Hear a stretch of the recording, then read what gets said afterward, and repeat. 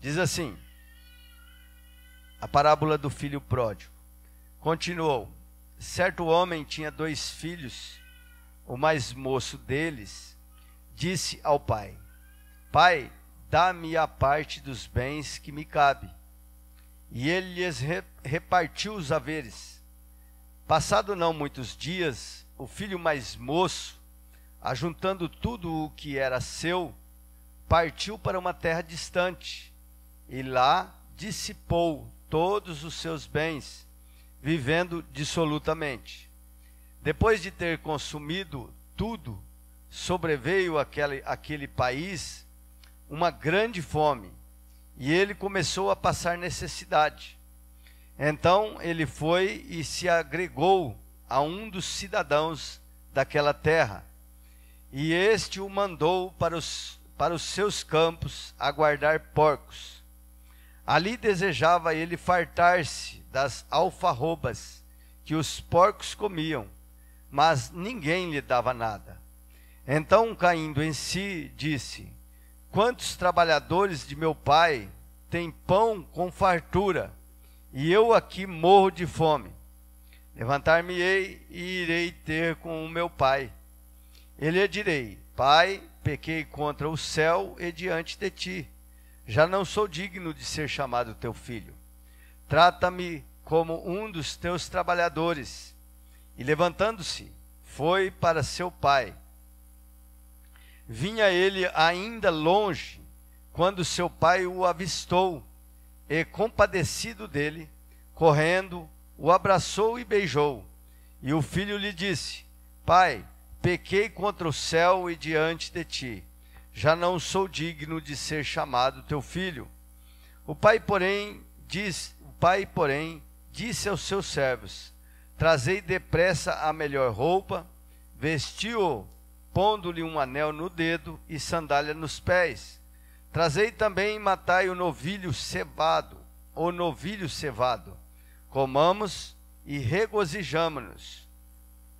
Porque este meu filho estava morto e reviveu, estava perdido e foi achado. E começaram a regozijar-se.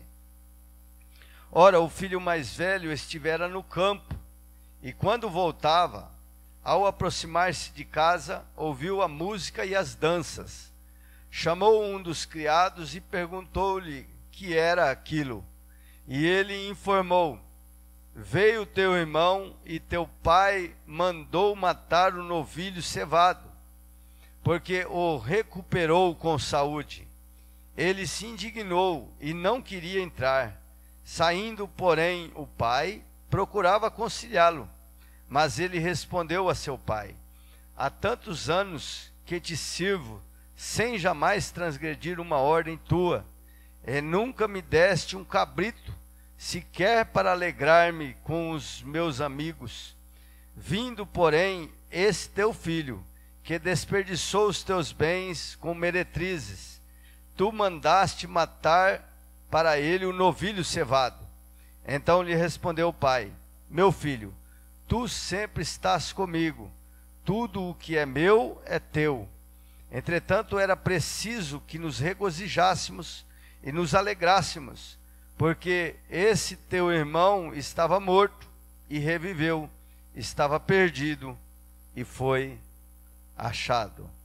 Pai, em nome de Jesus, nós te louvamos pela tua palavra e te pedimos que o Senhor nos dê compreensão, entendimento, que nesta noite, Senhor, teus filhos que aqui estão, possa, Senhor amado, abrir, ó Deus querido, este entendimento, para que possam compreender qual é a sua boa, agradável e perfeita vontade através dessa tua palavra, nesta noite, em nome de Jesus, Pai, para a glória do teu nome. Dá-me graça, Senhor, faz de mim um instrumento nas tuas mãos, em nome de Jesus, amém. Sente-se, por favor.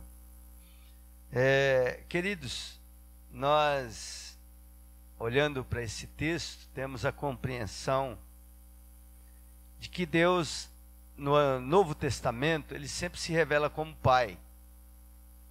Diferente do Antigo Testamento. O Antigo Testamento, a manifestação de Deus, ela se limitava a um local, a um espaço físico. que se chamava Santo dos Santos, um lugar específico no tabernáculo, onde foi feito exatamente para que, ali onde tinha a arca e onde entrava o sacerdote uma vez por ano. Uma vez por ano, um sacerdote, ou sumo sacerdote, ou aquele sacerdote que era designado, ele entrava naquele lugar. E é interessante que ele tinha que se santificar antes, oferecer um sacrifício pelos seus próprios pecados.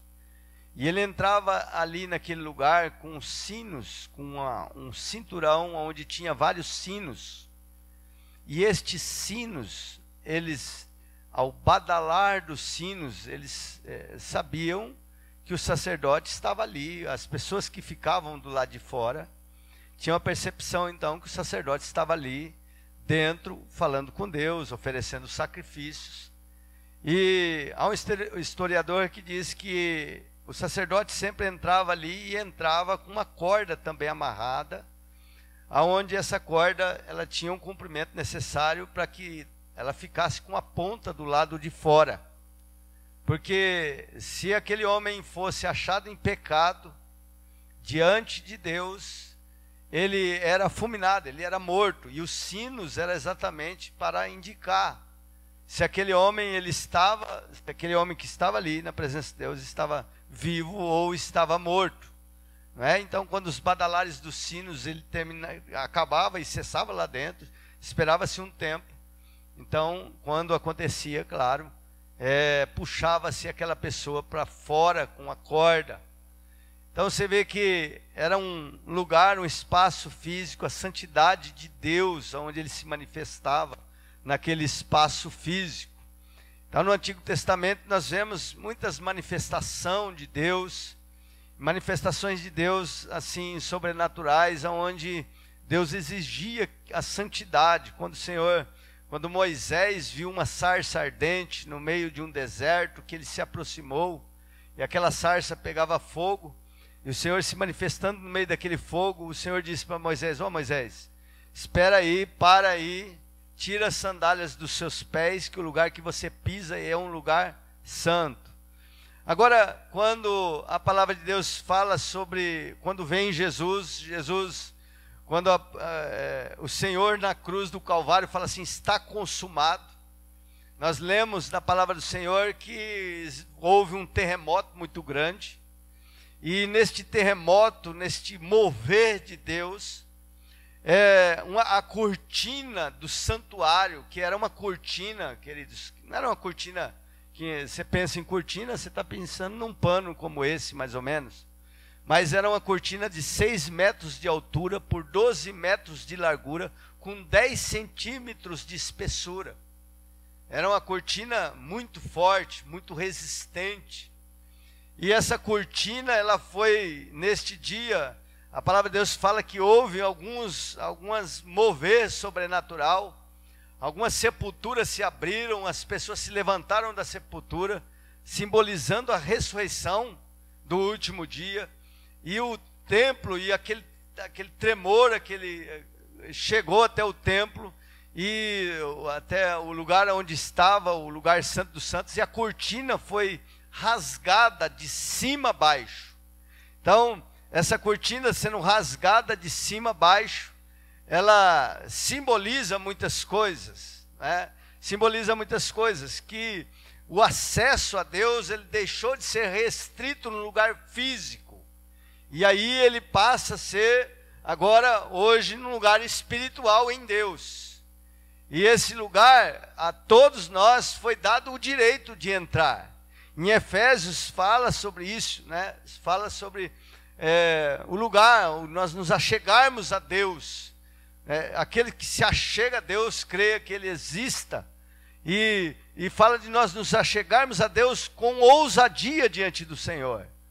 Então, hoje nós temos um acesso a Deus diferente daqueles do passado, antes de Cristo. Porque Cristo hoje é o nosso mediador, e através do sangue de Jesus, o sangue que era derramado lá no lugar dos santos santos, era de ovelhas, de bois, de animais, não é? Mas o sangue de Jesus, que é um sangue inocente, não é? Que foi pago todo o preço, que foi reivindicado, foi pago ali na cruz do Calvário, hoje Ele nos deu o acesso, nos restabeleceu com Deus.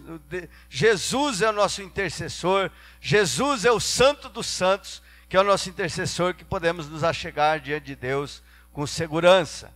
E a partir daí, queridos, nós temos então um Deus se revelando como Pai, um Deus se revelando a cada um como um Pai amoroso, que quer e deseja compartilhar esse amor com cada um de nós e retribuir esse amor a nós.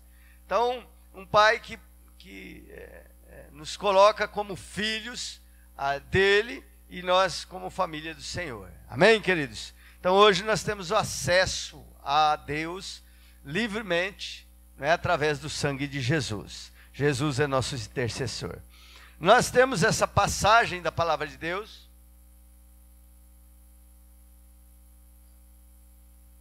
que é uma parábola que Jesus fala, exatamente para ilustrar isto, para ilustrar a família, para ilustrar o pai que representa o próprio Deus aqui, e os filhos, os dois filhos que representam os filhos, né? Então, é uma família, aqui uma família, e o Senhor, nós queremos hoje aprender um pouco com o perfil desses dois filhos, né? Porque cada um de nós, queridos, em algum momento da vida, nós nos adequamos a um perfil desses dois filhos. Só que ele não é o perfil que o pai gostaria que nós tivéssemos, né? O pai, ele quer que nós nos aperfeiçoamos nele e andamos nele em amor. Mas ele contando então essa parábola, fala de que aquele pai tinha dois filhos. E o seu filho mais novo, o mais jovem, ele chega em um determinado momento da vida, que ele chega ao pai e ele diz assim: pai, eu quero a minha herança.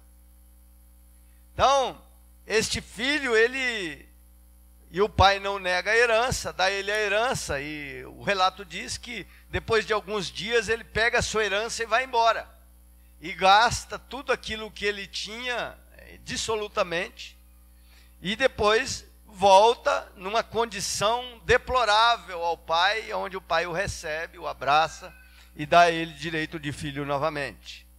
Mas veja o perfil deste filho. O perfil deste jovem é um perfil, não, vamos dizer assim, que ele é um perfil de uma pessoa que ele é interesseiro. É um jovem interesseiro. Então, por quê? Porque ele via só a herança. Ele viu na herança do pai, ele viu a herança do pai que lhe pertencia, né? E ele então quis abraçar aquilo, tomar para si, para o desfrute pessoal. E é interessante, queridos, que a herança não é errado a herança, mas como este jovem abordou essa herança, que esse seu interesse pela herança fez com que ele fosse uma pessoa, ele não tinha afeto familiar. Você vê que os afetos aos laços familiares do pai, do irmão, né? Isso daí foi jogado tudo na lata do lixo por este jovem. Por quê? Porque o interesse, quando a pessoa é interesseira, ela busca por si mesmo e ela quer só desfrutar, só viver aquilo que aquele bem ou aquilo que ela busca pode oferecer. E ela atropela então todos os laços familiares, tanto que ela disse para o pai, ele disse para o pai: ó pai, me dá a herança, o pai vivo. E a gente sabe que a herança é concedida ao filho quando o pai já não tem vida. Então era mais ou menos assim: pai, por que o senhor não morre logo e me dá logo a minha parte, porque eu estou querendo gastar. Então esse filho era um filho interesseiro. Esse jovem, ele revela-se um interesseiro e inconsequente. Ele só via uma coisa: a herança. ele só via a herança do pai, ao ponto de ser indiferente com o pai e com a família. Então, nós vivemos nos dias de hoje, que por conta de nós vivermos nesse mundo capitalista, nesse mundo de que temos que conquistar, temos que ter, temos que possuir, existe uma geração de crentes que se adequa muito bem a este filho jovem, que ele só vive por interesse. E viver por interesse é só viver em busca daquilo que o pai pode lhe oferecer, que o pai pode lhe entregar. Né? Nós vivemos dias assim, e às vezes o problema, às vezes, parte da gente mesmo, que ministra, que ensina, que busca, que ministra a palavra do Senhor.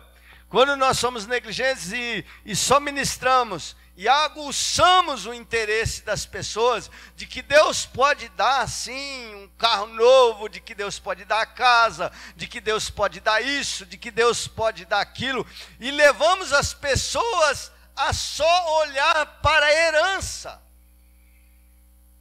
e buscar a herança. E aí pode-se criar pessoas interesseiras que verdadeiramente só olha para si mesmo. Não é? É mais ou menos assim, queridos. É a pessoa que busca em Deus algum benefício para si próprio, e ele, quando conquista esse benefício, eu já tenho o que eu tenho buscado em Deus, aí ele vira as costas e vai embora. Ele é indiferente por aquilo que Deus fez, ou por aquilo que Deus é. Ele só está em busca do seu próprio interesse. E este jovem era isto. Ele buscava o seu próprio interesse, ele buscava só a herança, só olhava para a herança, e via na herança uma oportunidade de satisfazer-se a si próprio, de viver aquilo que ele gostaria de viver, satisfazendo a si próprio. Então, vivemos dias assim, né? Onde existe pessoas, e é certo, querido, que há momentos da nossa vida que nós nos adequamos e olhamos e começamos a olhar para este Pai que pode nos conceder, que pode nos dar. Há momentos espirituais na nossa vida que realmente nós acabamos ficando meio que indiferentes por aquilo que Ele é, como o filho, aquele filho pródigo vivia. Então, ele não era só interesseiro, queridos. É importante a gente relatar também que ele era inconsequente. Por que era inconsequente? Porque uma vez ele recebeu a herança do pai, logo ele saiu, não respeitando nenhum laço familiar. Ele saiu da casa do pai, foi embora, e ele começou a gastar a sua herança, sem nenhuma limitação de nada. Porque aqui a parábola diz assim que ele gastou dissolutamente. Então, sem olhar para as consequências. Então ele era um jovem com dinheiro na mão, que começou a se satisfazer e se arrodear de amigos. E ele, então, por conta disso, ele sem saber administrar e só vivendo ali aquele momento, sem pensar nas consequências. E é interessante que muita gente às vezes acaba sendo inocente em algumas situações e fazendo algumas coisas, pensando que não vai colher, que aquilo não vai lhe trazer consequência. E enquanto ele gastava, ele estava rodeado de pessoas.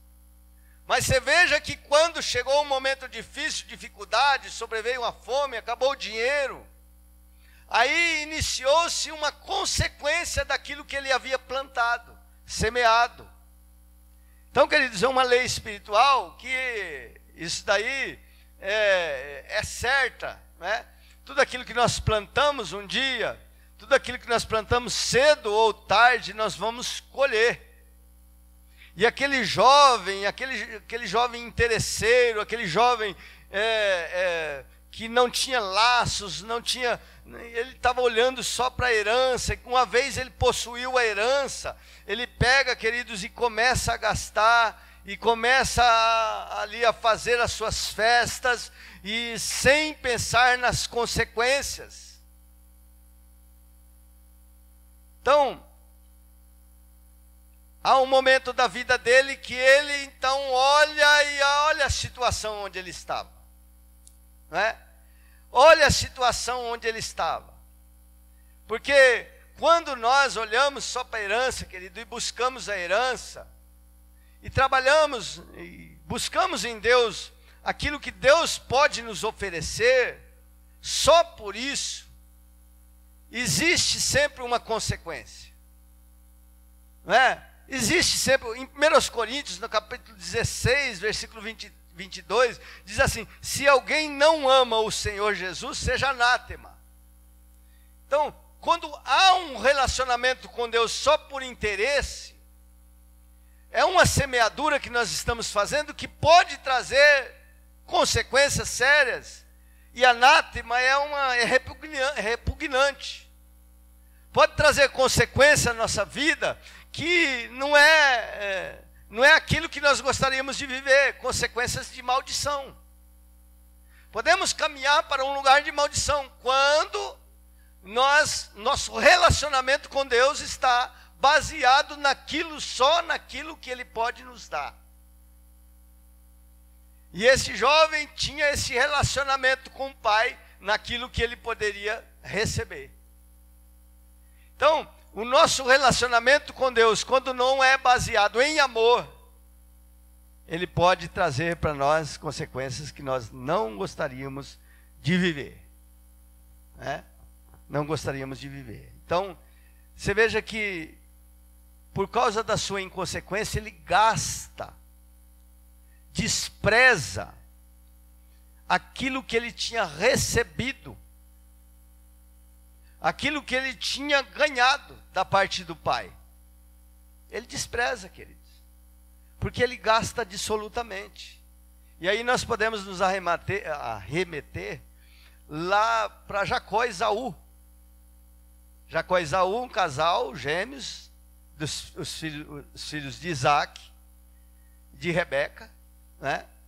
E Esaú, ele era aquele que tinha nascido primeiro, por isso ele tinha o seu direito de primogenitura. Ele tinha um direito de herança, não a herança material, porque quando nós lemos a história, nós vemos que Esaú acabou ficando com aquilo que o pai tinha, e Deus deu a Jacó uma porção muito grande. Mas uma herança, querido, de levar à frente aquela geração que era promessa da parte de Deus a Abraão. E Esaú, ele tinha essa herança consigo. Ele tinha essa herança. E por ter essa herança, querido, era um privilégio. Era algo muito importante.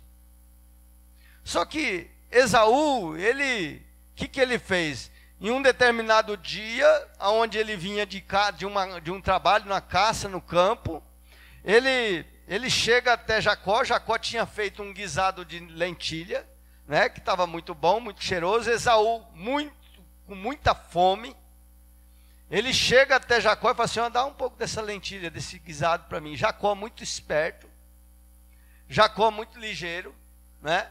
E ele, sabendo da importância da primogenitura, que ele não tinha, porque ele era o segundo filho, ele pega e faz uma proposta a Esaú. E a proposta foi o seguinte: olha, já que você, né, tem aqui esse prato de lentilha, que isso sacia esse momento de sua necessidade, vamos fazer um negócio. E o negócio é o seguinte: você me dá a sua primogenitura e eu te entrego esse prato de lentilha. E Esaú então desprezou a herança que ele tinha. A palavra de Deus fala assim que ele trocou a primogenitura do pai a bênção da primogenitura por um prato de lentilha. E ele então comeu aquele prato de lentilha e fez aquele negócio doido. Por quê? Porque Esaú, ele olhava para a sua necessidade momentânea.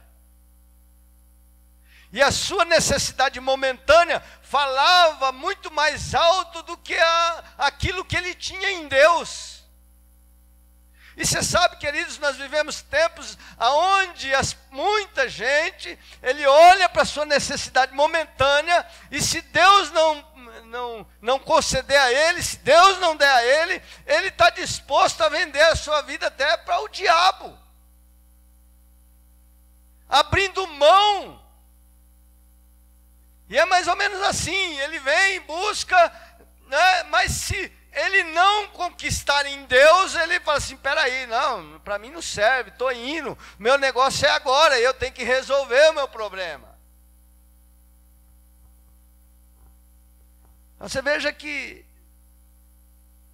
aquele jovem, aquele filho mais jovem, ele estava vivendo esse momento, ele era um cara assim, que ele desprezou a família, os laços familiares, desprezou a sua herança, gastando dissolutamente.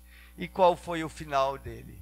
O final dele, queridos, foi terrível, né? Porque ele chegou num momento, chegou aonde ninguém gostaria de chegar, que a palavra de Deus, nós lemos aqui a passagem, fala que ele foi cuidar de porcos, que era uma situação terrível, até mesmo para quem não era judeu, e principalmente para quem era, né? E ele não só chegou nesse estágio, como ele desejava comer aquilo que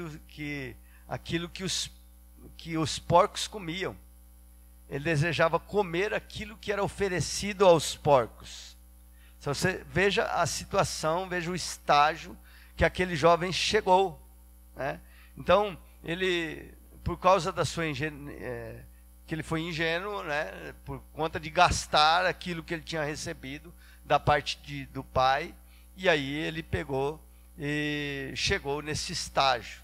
E nós vivemos tempos, querido, que muita gente é assim, queridos, que vive em busca, como esse filho mais jovem, vive em busca só em torno daquilo que o pai pode oferecer. O seu relacionamento com Deus está pautado naquilo que pode receber. Aqueles 10 leprosos chegaram diante de Jesus e buscaram o Senhor. Senhor, tem misericórdia de nós. E aí o Senhor pegou e curou a todos, falou para que eles fossem até os sacerdotes, e 9 deles voltaram, foram embora, né, porque tinham o seu relacionamento com Jesus naquilo que ele poderia dar. Só naquilo que ele poderia dar momentaneamente. Mas aí quando ele volta, queridos, e só fazendo uma menção da parte do pai aqui, já adiantando alguma coisa, do amor do pai, ele se levanta daquela situação e ele olha e lembra da casa do pai. E você veja que ele era tão assim, ele era uma pessoa que não tinha assim os seus laços familiares sólidos, e pelo contrário, desprezava isso também, que ele volta e ele diz assim, bom, eu vou até meu pai, e lá os empregados, ele tem o que comer, o que beber, não é? E eu vou até lá e vou falar para o meu pai, olha, pequei contra o Senhor, pequei contra o céu, contra o Senhor, me faz um dos seus empregados. Até mesmo no seu retorno foi por interesse. É claro que movido por uma necessidade. Lógico que nós também não podemos descartar o arrependimento dele ter saído da casa do pai. Mas foi um interesse movido por uma necessidade. Entendeu?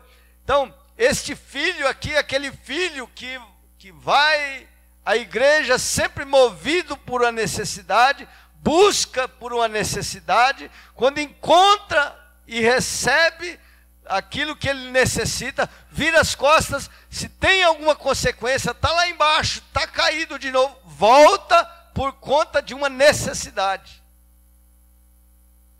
Mas é interessante que quando ele volta para o pai, a Bíblia diz aqui, nós lemos no texto, que o pai viu-o ao longe na estrada.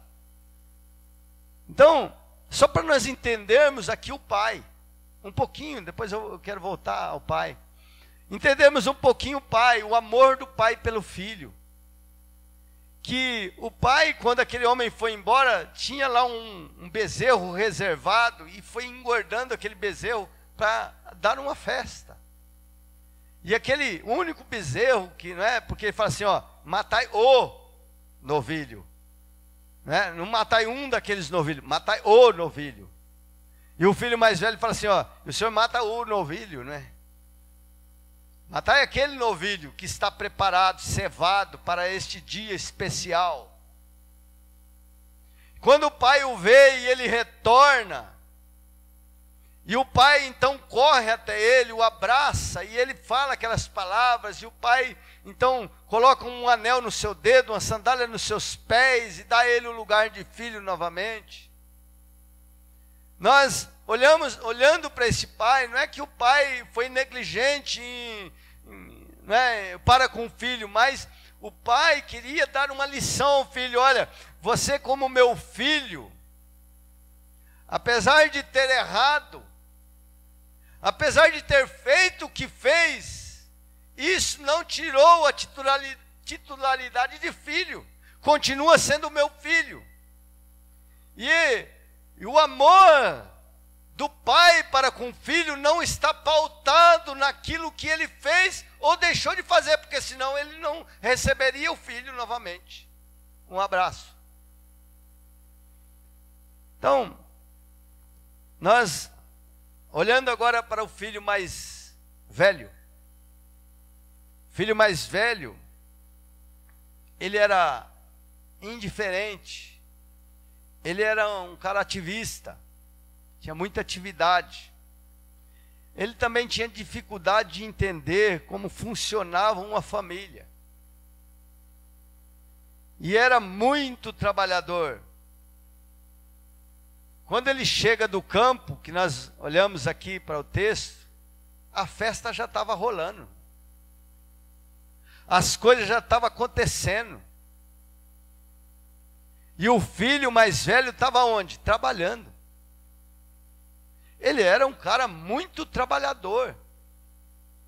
Era uma pessoa muito ativista. Ele era uma pessoa muito ativista. Só que o que acontece? Quando ele se certifica do que estava acontecendo, que ele chega, ele chama um servo e se certifica, ele fica indignado. Por quê? Porque ele não tem a compreensão do pai, nem o amor do pai pelo irmão. Ele fica indignado com aquela situação e ele acaba se identificando como um murmurador. Como uma pessoa que murmura, porque aí ele começou a indagar o pai, e o pai falou assim, vem, vamos participar da festa. Ele, não, como é que é possível isto? A visão daquele filho, aquele primeiro filho, ele olhava para a herança. O segundo filho, ele não tinha herança como perspectiva, como objetivo. Ele trabalhava ali e ele era como um escravo naquela casa. Ele, não, eu tenho que ser mais do que todo mundo, tem que trabalhar muito. E ele então, por conta disso, se torna um murmurador. Ele murmura, reclama. Reclama porque o filho tinha voltado mais novo. E porque o pai tinha o acolhido e dado uma festa. E é interessante, queridos, que às vezes nós também nos tornamos um pouco deste filho mais velho. Porque se de um lado, ele só olhava para a herança, do outro lado esse não olhava para a herança.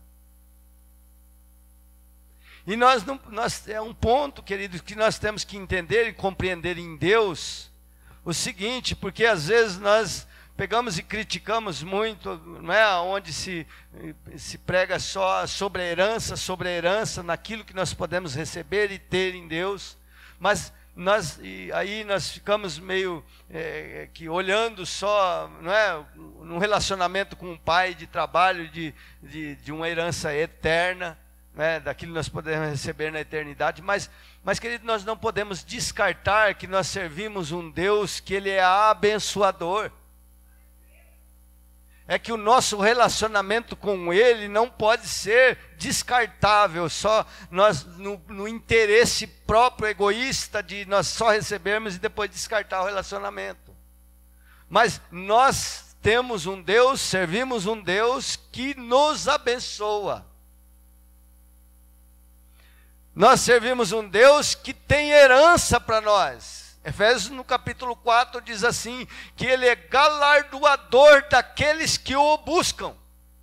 E como que eu entendo isso, queridos? Que Ele é o presenteador, é aquele que tem presente para o seu filho. E aquele filho mais velho não via isso. Como que pode? Eu estou aqui há tanto tempo, trabalhando, lutando, nunca desobedeci uma ordem sua, e o Senhor nunca me deu um cabrito para me festejar com meus filhos. O pai olha para ele e fala assim, peraí meu filho, você está comigo sempre, o que é meu é teu, você faz parte dessa herança. Queridos, o que Deus tem é teu também, o que Deus tem também é nosso. Nós temos que sim ter esse ponto de equilíbrio, mas o Senhor pode te conceder, pode te abençoar, pode abrir porta, pode sim, querido, aleluia, e devemos buscar isso nele. Devemos buscar. Temos que ter essa compreensão, porque não foi eu que coloquei na Bíblia, batei, batei e abrir-se-vos-á, buscai, buscai, pedir, pedir, dar-se-vos-á. Aquele que pede recebe, e aquele que busca encontra. Não foi eu que coloquei na Bíblia, tudo aquilo que vocês pedirem no meu nome, crendo recebereis. Então nós servimos um Deus todo-poderoso, aleluia, que Ele tem sim para os seus filhos e quer repartir. E por causa da compreensão daquele filho mais velho, de que não tinha parte daquela herança, queridos, ele deixou de desfrutar aquilo que o pai tinha para ele. E muitas vezes a nossa compreensão limitada, de que Deus não é limitado nisso e naquilo, e olhamos meio que torcido por aqueles que conquistam e que buscam Deus, e de uma forma assim e tal, mas deixa eu te falar, querido, aquilo que Deus tem para nossas vidas é muito grande, Ele é abençoador, e podemos sim desfrutar das bênçãos do Senhor, se você crê, em nome de Jesus.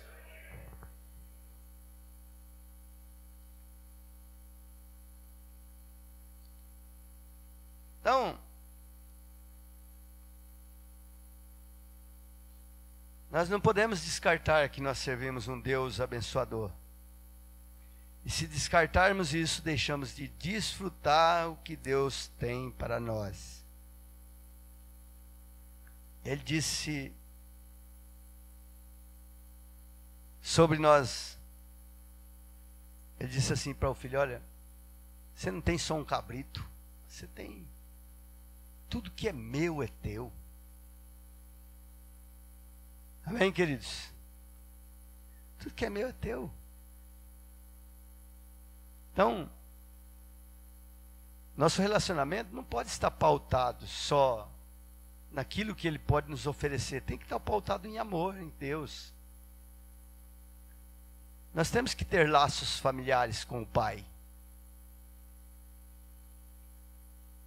E quando nós cultivamos isso, queridos, quando nós descartamos as bênçãos, aí o Pai acaba concedendo até mesmo aquele filho mais novo. Você vê que o pai deu a ele, Jacó e Esaú. Esaú desprezou e Jacó de alguma forma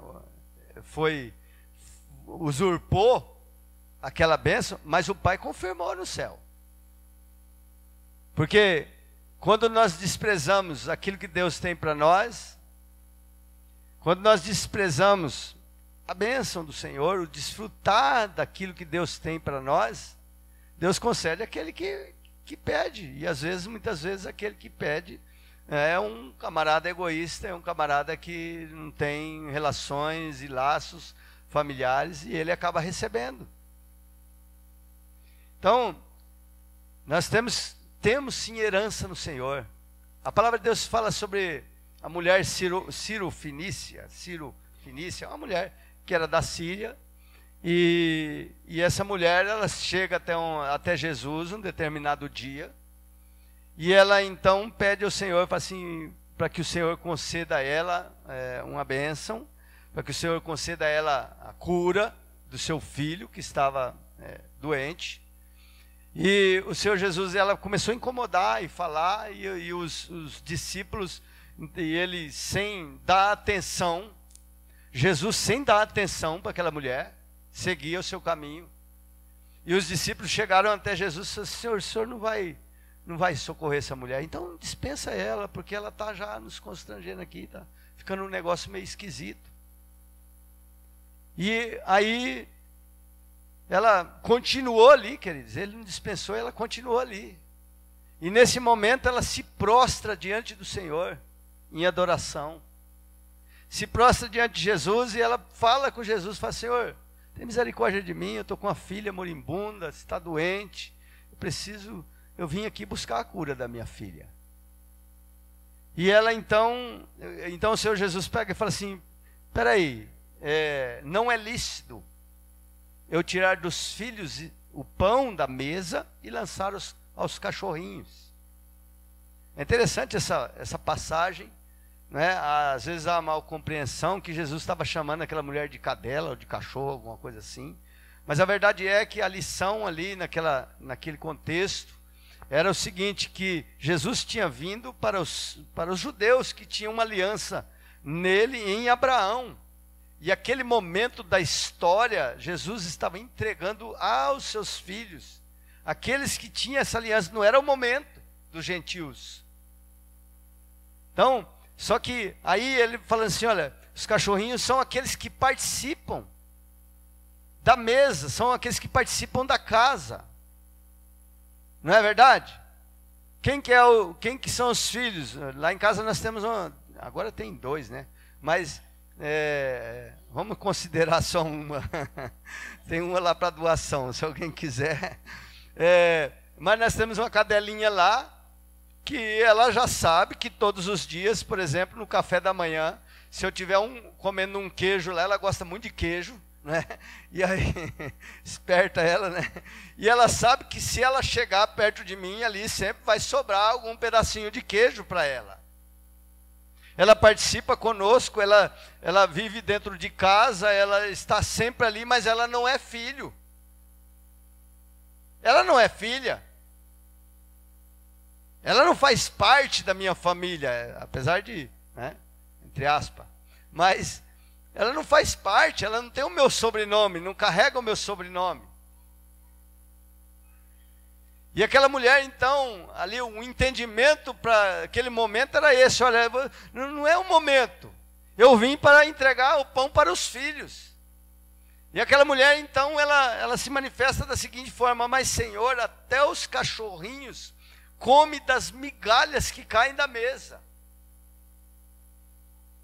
E aí o Senhor pega e se levanta e fala assim: grande é a sua fé, por causa disso você é curada, a sua filha está curada. Ô queridos, é interessante isso. Se através de migalhas existe cura, existe libertação, se através de migalhas existe milagre, quem dirá quando nós realmente tomarmos a nossa posição de filhos e sentar na mesa, para nós participarmos do pão que o Senhor oferece. Aí, queridos, nós vamos poder desfrutar de tudo aquilo que o Senhor tem para nós. Amém, queridos? Então, você veja que aquele filho mais velho, ele desprezou isso, né? E por conta disso ele vivia uma vida difícil, né? De trabalho, mais trabalho, ativismo. E aí, queridos, o pai, o seu amor, vai, o aconselha, e ele, então, procura trazê-lo para dentro, conciliar, para dentro da festa. E quero agora falar um pouquinho sobre o pai amoroso para nós concluirmos. O pai amoroso, o amor de Deus é incondicional. O que é isso? Incondicional. Não depende da nossa condição.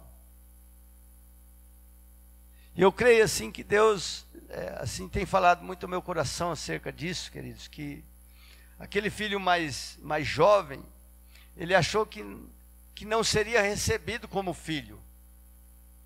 Mas o pai lhe surpreendeu com o seu amor incondicional. Porque o amor do pai para com seus filhos não depende daquilo que ele faz ou deixa de fazer.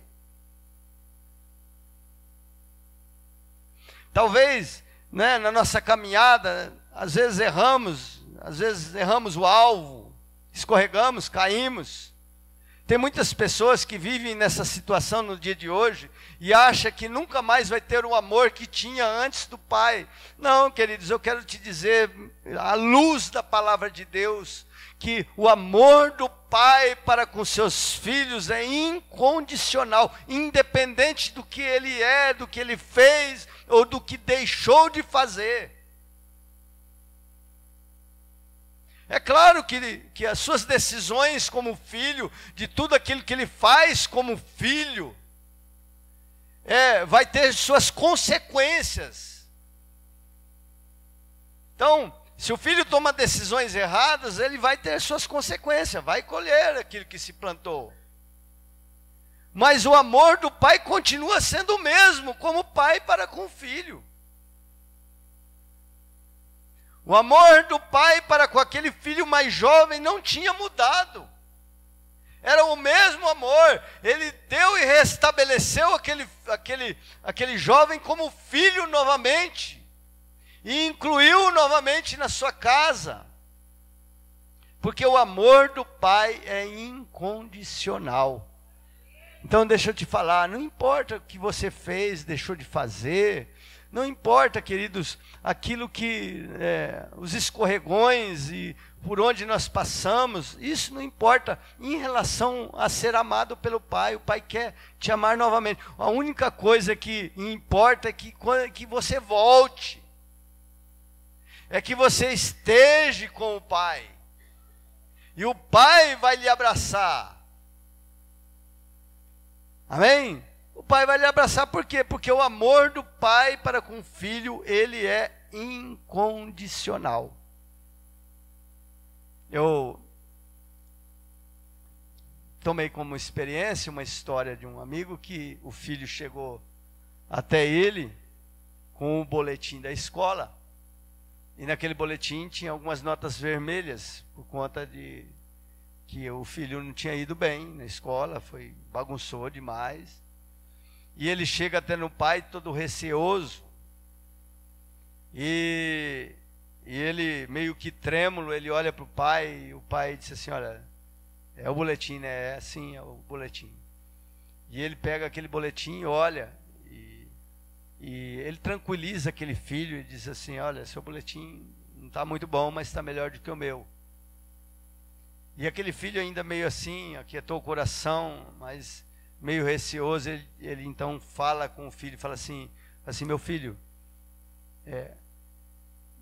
ainda que você tirar só 10, não vai mudar o meu amor por você.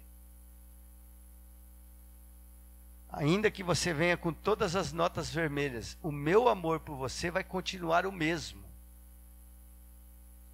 Aí o filho se alegrou, não é? Ficou contente por isso.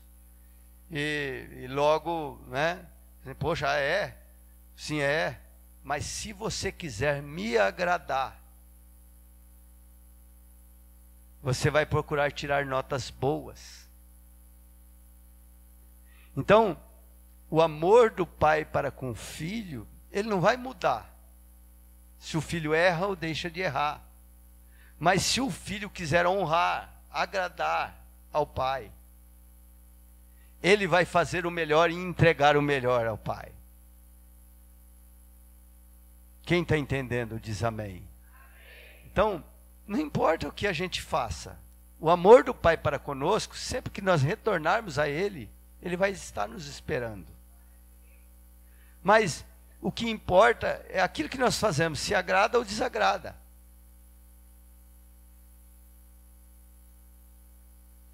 Então, quando o nosso relacionamento é baseado e pautado em amor ao pai, nós vamos procurar agradar ao pai. E em contrapartida, tudo aquilo que nós fazemos, existe uma consequência. Amém, queridos? Então, porque a palavra de Deus, aqui nós entendemos também que há perdão em vez de condenação.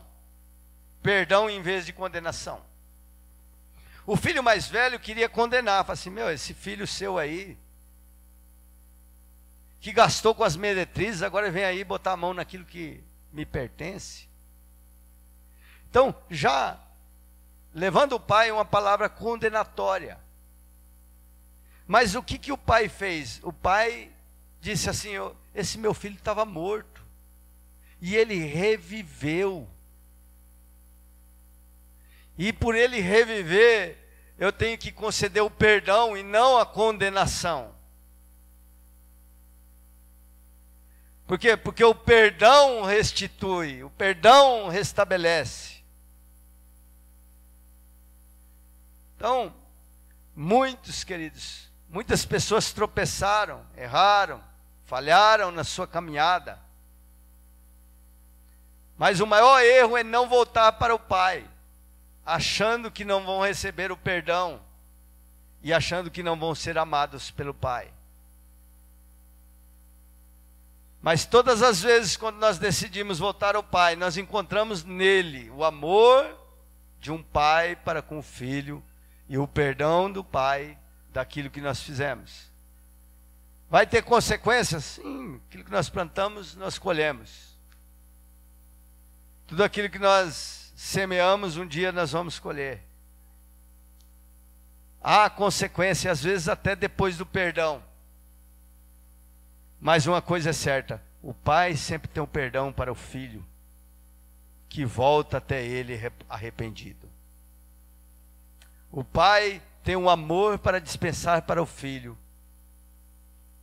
Porque nós vivemos dias, sim, queridos, e a gente sempre ministra uma palavra mais voltada para disciplina e tal.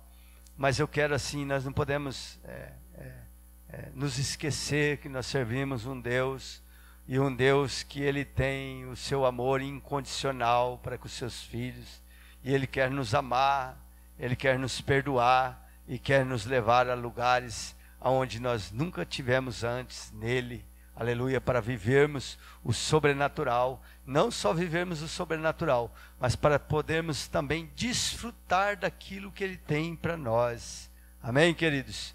Porque nós não podemos ter um relacionamento com o Pai somente de interesse, porque isso é um relacionamento que nos leva a uma condição de maldição. Mas nós temos que ter um relacionamento em amor, e em amor para com o Pai, nós temos o perdão, somos abraçados e somos restituídos no lugar de filhos e colocados na mesa como filhos. Fica de pé em nome de Jesus, amém? Nós vamos orar nesse instante.